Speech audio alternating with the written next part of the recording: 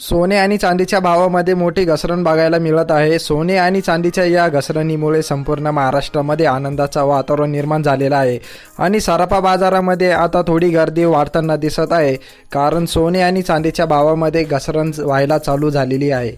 आता ही घसरण किती दिवस राहणार आहे हे आपल्याला बघावं लागणार आहे।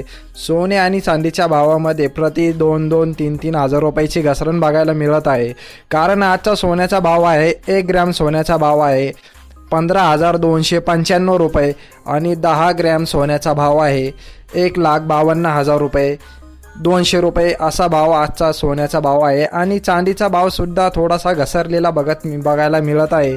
सोने आणि चांदीच्या भावामध्ये मोठी घसरण झालेली आपल्याला आता दिसून येत आहे, कारण चांदीच्या भावामध्ये सुद्धा थोडीशी घसरण झालेली आहे आणि त्या भावामध्ये घसरण होऊन 2,73,000 प्रति किलोवरती चांदीचा भाव दर आलेले आहेत। ही दर आता किती दिवस कमी जास्त होणार आहे हे आपल्याला बघावं लागेल। तर चला भेटूया पुढच्या व्हिडिओमध्ये। धन्यवाद।